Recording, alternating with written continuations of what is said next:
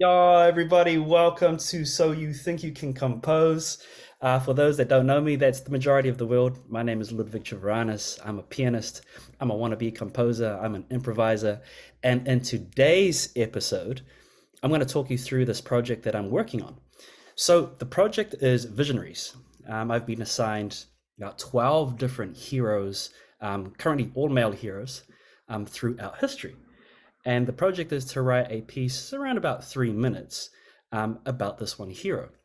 And so, what I want to do today is just go through my process, but also see what you would do in this kind of situation. So, if you guys are at home, I'll walk you through some ideas. And I've got my good friends here, Mr. Reese, who got Dr. Justin, to throw around some themes. Quite often when we see a character or we're in a movie, we're like, man, that theme, like right, from Forrest Gump. Like, oh my goodness, that sounds like the feather. Or, right, there's so much great music out there. A lot of us think, you know what, we could never do that, but we can. And I'm here today to show you that we all have that creativity, and we just take it one step at a time. So I'll go ahead and now introduce our first character. Our first character is this man over here, Alexander the Great. So, for those that don't know about him, he was the king of Macedonia, one of the greatest military minds of all time, took over Persia, made his way down to Egypt, took over a little bit of India. He just had a knack for being able to create, I guess, really clever and ridiculous warfare. But he was also very smart. He was trained by none other than the philosopher Aristotle, also one of the greatest scientists of all time. So what we're going to do is we're going to take this character and we're going to divide it up into some themes. You might already have some themes already for those that know a lot more about Alex the Great than I do. But let me show you what I came up with. So I figured first, well, when you think about this man, he's fearless, right? And so what we'll do is we're just going to go around and play around with this here. One second. Oh my goodness, we got more friends coming to join. Alex the Great. Okay, Miss Amelia. What's happening, Miss Amelia? Miss Amelia, we can talk to Ethan. All right, so just to Hi. recap, welcome, welcome. So we're going to be improvising on Alexander the Great, one of the greatest generals of all time. All right. So he started very small, but he took over like the majority of Europe. And so I've drawn up a little chart. This is what I worked with when I started writing. Every piece of music is made up of some ingredients, right? And when we teach music, we're always talking about these here. We got rhythm, we got melody, harmony, tempo, dynamics, and its most basic form. And so I just wanted to go around the room, and I'll get us started. When I think of determined and fearless, right? And remember, he's a military leader. Rhythm comes to mind. I don't hear I don't hear a pretty melody. In fact, I don't really think about the notes. I think about a very stable beat. I think about dotted rhythms. Maybe even, and now I'm starting to feel like I'm marching forward. I also think of bands. Dun, dun, dun, dun, dun, dun, dun, dun, dun, so, oh, triplets all of a sudden. One of my favorite things to do is just it's kind of like my hand is a drum. And so I don't know if you can see this kind of movement. If your hand's a little smaller, you can make it into a fifth. All right. So that's the first thing that comes to mind when I'm thinking someone that's determined and fearless. Melody we'll come back to. Harmony, you can keep it very simple. You can do, I think, determined and fearless either in the major key or in the minor key. Tempo, if you're thinking about a march, and this is super important, a march isn't very fast. If you think of it, when you're walking, this is your pace. All right, so I have that. And then my dynamics, well, it's going to be at least forte. All right. And this is how I start. So the first thing I think about is like determined, fearless. It's a rhythm, it's a pulse. Do we have any other takers when you guys think about determined or fearless? What comes to your mind? Is it rhythm? Is it melody? Have a little think. Actually, you know what? I'm going to go ahead and pick. I'm going to go and pick the person right at the top. Therese, what comes to your mind? Yeah, you know, you heard yourself. I hear like I definitely hear it in minor for some reason. Mm-hmm. And there's this like there's only one voice that's moving, but everything stays the same with that type of rhythmic like march feel. So it's like Yeah.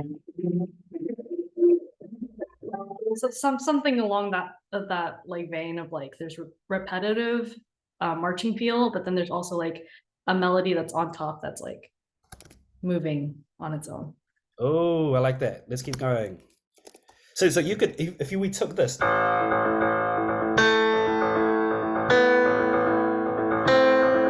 something very simple like that. Is that what you're thinking? Yeah. Maybe, Yep. maybe. And this, I mean, this brings me back to when we're composing. If you want something to stick, I've learned to keep it as simple as possible. So there's no point. It's not going to sit, and you leave thinking, what was that? What was the theme? Like, I mean, even that has a lot of movement, but something that moves very gradually, it's a keeper. So melody, moving slowly. What about you there, Dr. Justin? Anything come to mind when you're thinking determined or fearless in music? Maybe open fifths. Oh yeah, there we go. Open fifths. Yeah, and this is all very royal, isn't it? Or once again, you could get the student, if they're improvising, just to stick to this over and over again. As they get a little bit more comfortable, then you can start adding the rhythm, and then you can introduce like French overture or triplets, whatever it is. Depends on the level of the kid. Nice. What about you there, lady of the cup, Dr. Elin? Talk to me. Check out my cup. Uh-oh. Speaking of epic, T-Rex. I have an orange cup. Yeah, Yeah. see. Well, my first thing in mind is the image of him, like in a war or something, and then there's like a trumpet, like oh, Oh, is that how your trumpet sounds? like this. Yeah, Yeah, yeah. yeah. That's my first reaction. Like, and for dynamics, probably will start with like loud, Yep. like to That trumpet, signal the loud. the the war or the battle, Love this. or Signal. maybe the triumph of the bar. Yeah. Look at you, you library. Yeah, that's the other thing. I like that word signal. So you sit down, you get the topic, and then you think, okay, what is going to signal war? What is going to signal marching? Whatever it is, right? Just try and break it down very simple and do something like this here. This is exactly what I did when I was composing, and then I just played around with it. What about you, Miss Amelia? Hello. Hello. I imagine like a lot of consistency and not too much like contemplation, maybe. Like if you're fearless and determined, if you're in a battle, I can imagine like the rhythm, the tempo being very consistent, not too much rubato, maybe no like accelerandos. You're not really playing with time. You're keeping a steady, like almost like a heartbeat, like if you're in battle. Drum as well. So like you want to imitate like a drum, keeping everyone together. So Yeah, and I mean, look at this list. So whether you are, and those that are watching and you're improvising, you could do all of this on maybe 3 notes. So you could sit with yourself and be like, okay, I'm going to take A, B, and C. All right, what's my rhythm? It's percussive. It's not, it's repetitive. And it might be something like this. I'm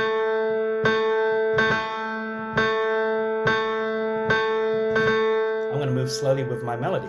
I'll put that in the left hand.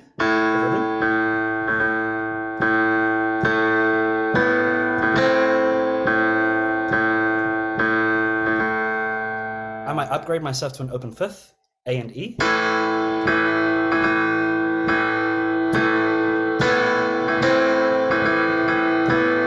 I might bring it down an octave.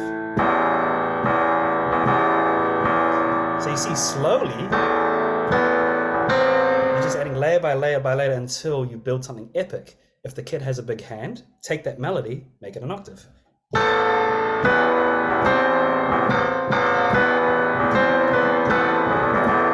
Oh, no, I don't condone it. But let's move to something a little bit more prayer-like. Okay, so let's talk about reflection. So this is right. So he worked with Aristotle. And so I thought to myself, what does that sound like? Well, I'm sure that because he was quite young, he would have been listening, he would have been taking notes, one can assume. He would have also been searching for answers and trying to figure out how to be the best he can be. So how might we play around with that there? Any ideas? Maybe we'll head back up to Miss Therese. I think a lot of arpeggiation ideas kind of like where it's like a little bit ambiguous because it's like searching. So ambiguous harmony.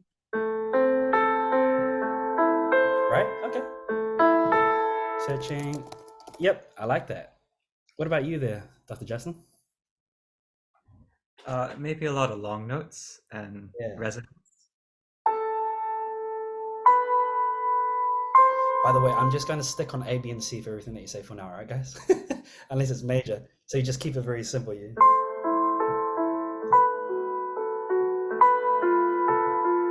Yeah, broken chords.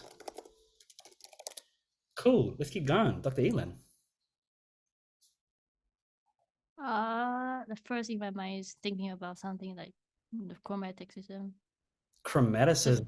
To create some like offshore movement. I don't know, now it sounds creepy, right? But it could work. And by the way, I'm just when I see reflection, I put my foot down. I put my foot down to make it reflective because it adds that other layer, that blanket of resonance. And that's kind of cool. Kids like that as well. They're like, ooh, spooky. And you don't need to worry so much about the timing because we'll add some rubato to it. Just let your student experiment. And it might even actually just be any note, guys, perhaps. Just the right hand could just be white notes. The left hand could be the chromatics.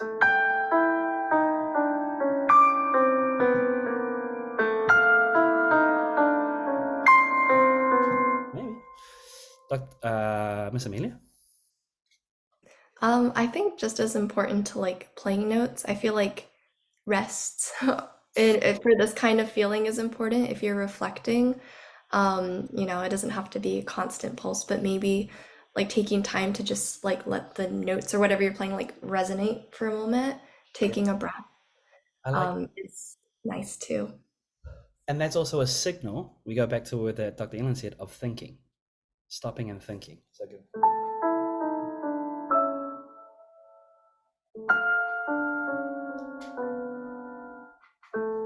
Oh my goodness, I'm getting the hairs on the back of my neck. Yeah, that's it. Simple ingredients, right?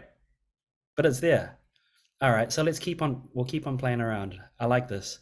Then of course, as you know, he traveled immensely. And so something that I want to introduce to you, I did a chat with a guy called Navid about Persian music. And of course, he took over the Persian Empire, conquered it. And so this is a really cool scale. So they call scales in Persia maqams, right? So we have mode scales, they call them maqam. This maqam is called maqam Hijaz Ka. And it sounds like this.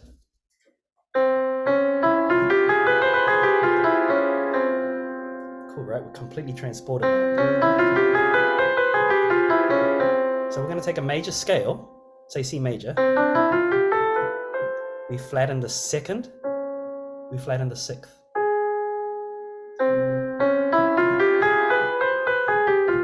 And it's this is the sound, right? So what you could do is play around with that scale. That's one thing that I might add. So as you're writing a piece of music for this person, whoever it is, something to make it a little bit more authentic is do study the scales that would have represented the country that they're from, right? Because all of a sudden when you hear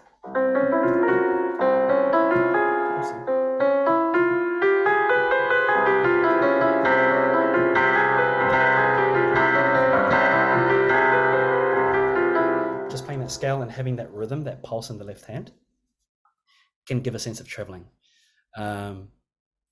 What else, dear mysteries? If you wanted to create travel, you're a military leader, you're going from country to country. What else might come to mind? I like the idea of like a repeating, not melody, this would be more of like the accompaniment, but something from that scale, but just like a repetitive, like over and over again, kind of to emulate. And then maybe to help with that idea of travel, like traveling up the scale. So the same rhythmic repetition, but like starting on a different note of the scale each time to show like the transition of the scenery or something. Something like that? Yeah, I like that. Yeah, once again, you're taking a physical movement and you're just applying it to the keyboard. Right? And all of a sudden, you as the listener or the student, the pianist, can relate to it. What about you, Dr. Justin? You're traveling, you're migrating. How might Maybe that sound?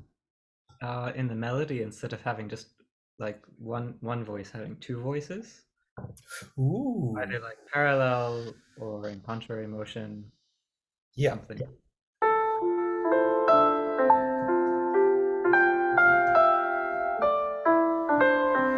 I kind of like that. And then it actually gives the idea of people traveling together.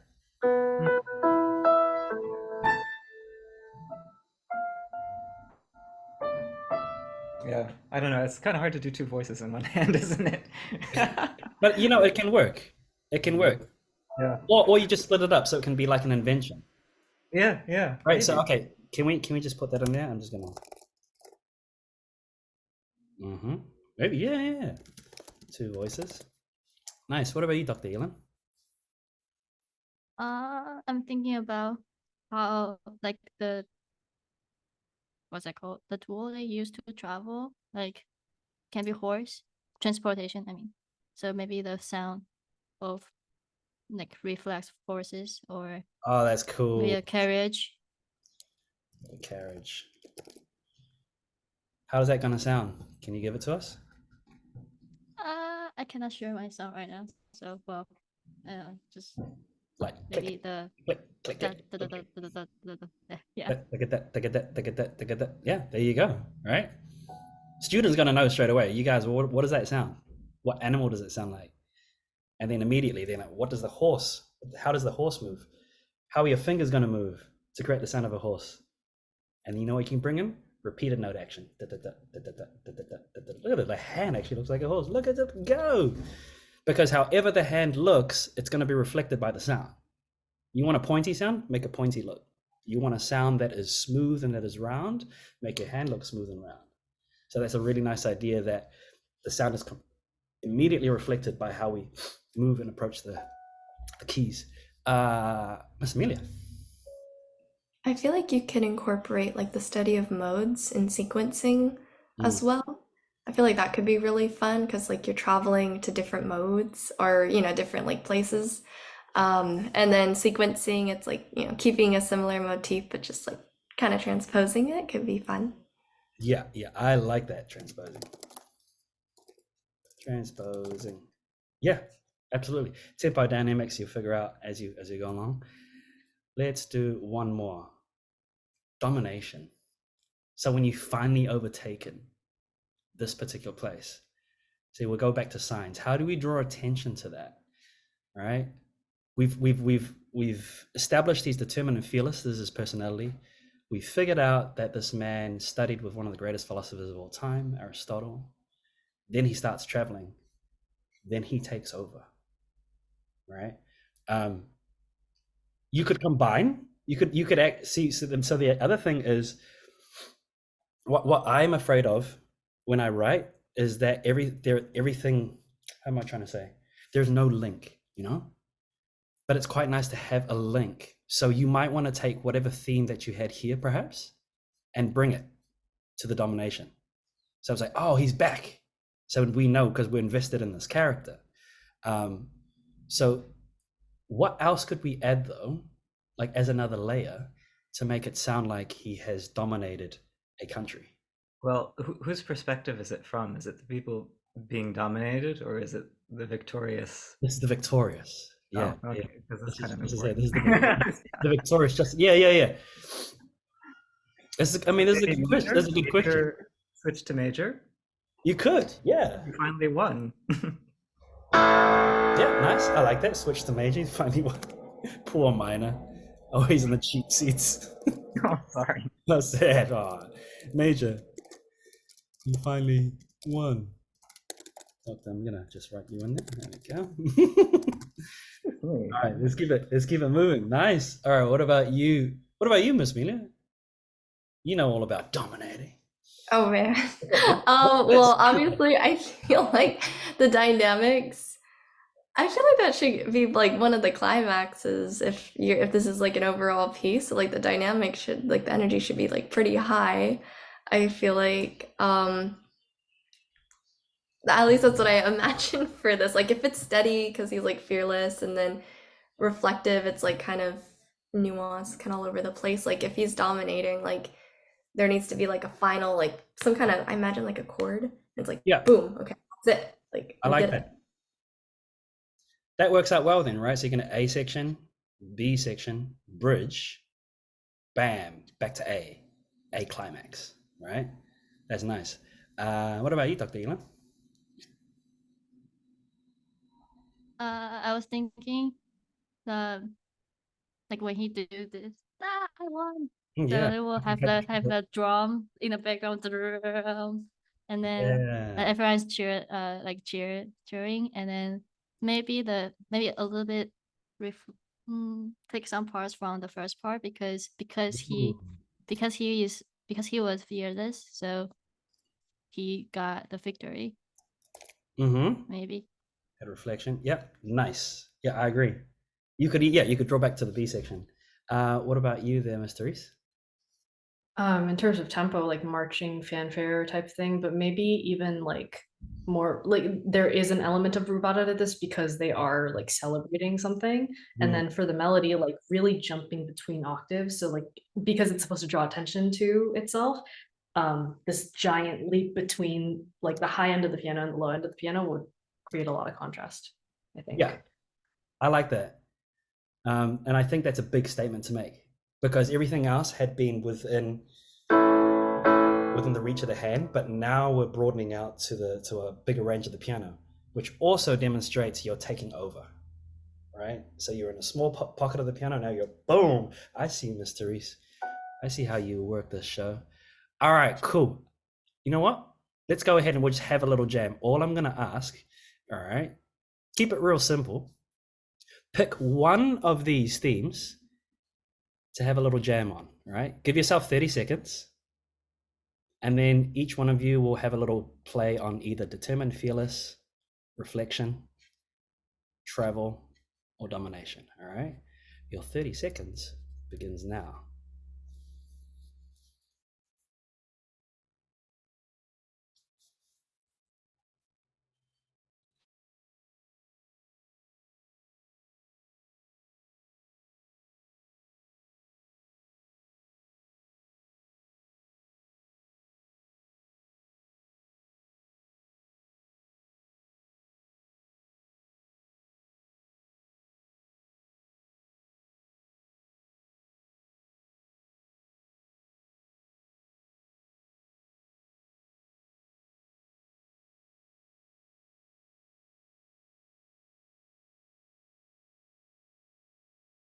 Are we still just using A, B, and C? You can use whatever you like at this time. Yeah. Sure. Let's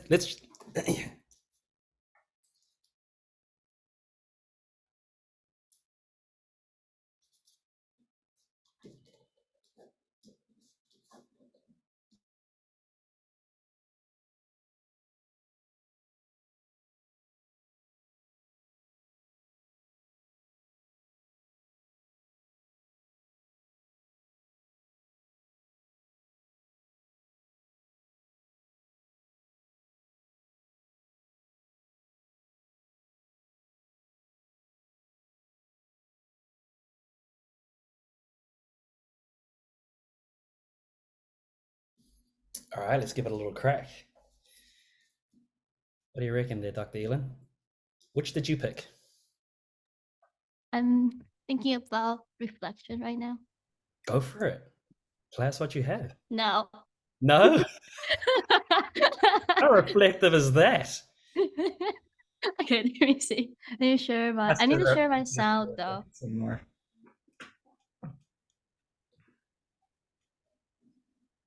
I don't think I can just play it there. Oh, why? What happened? Is it? Does that It's far away. does that piano not have any hammers? It's far away. I need to share my sound for this thingy.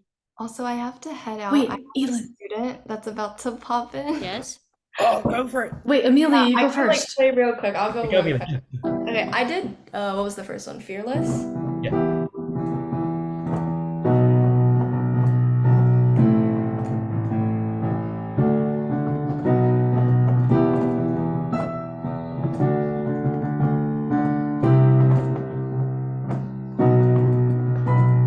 Yeah. Fearless. Yeah. Fearless. And you got to say it directly afterwards. That works fine. And then you can use that as a basis for the whole piece. You don't need to venture out to too many other harmonies. And you hit the dun, dun, dun, dun, dun, and I love the in the top. Perfect. Yeah. Nice. So continue with that and see if you can add the same kind of flavor to the other themes. That's great, Miss Amelia. All right, thanks for joining. Thank you. Good. All right, we'll keep going around the mulberry bush. Let's go with Therese.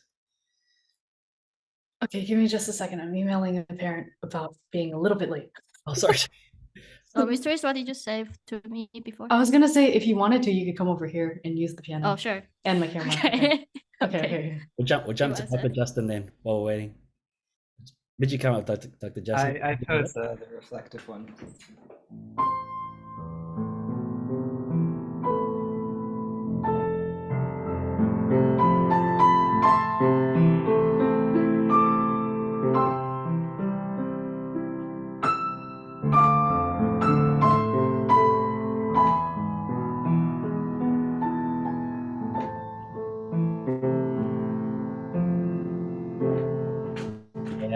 Yeah.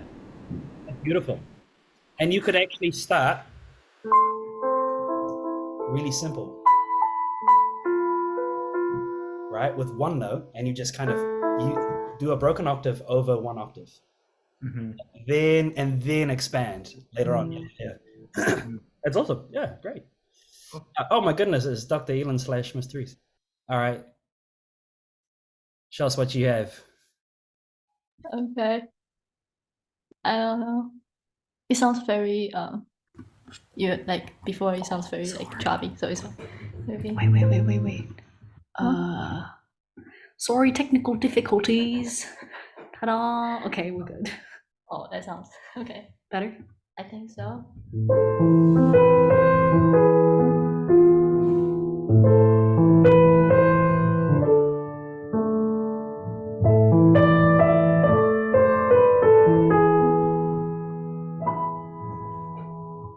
Oh, very pretty. You could write some theme variations with Dr. Justin. Yeah, that's good. Right, it's very simple, it's very flowing, it's all within hand's reach. That's good. What about you, Miss Therese? Okay, I chose travel, and this is all I came up with. It's very simple.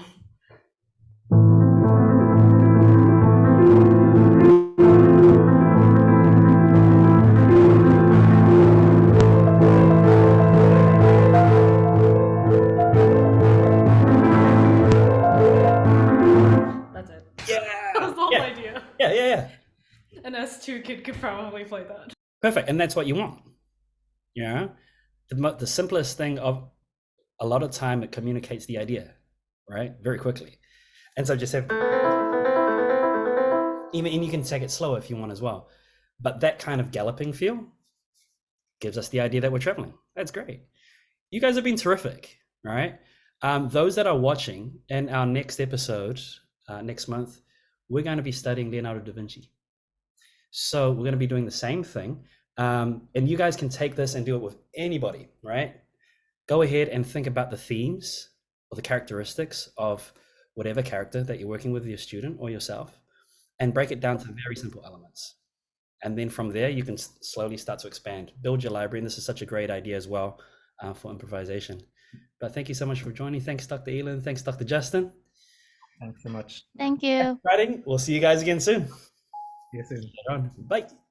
Bye. All right, all of you, thank you for tuning in. Until the next episode.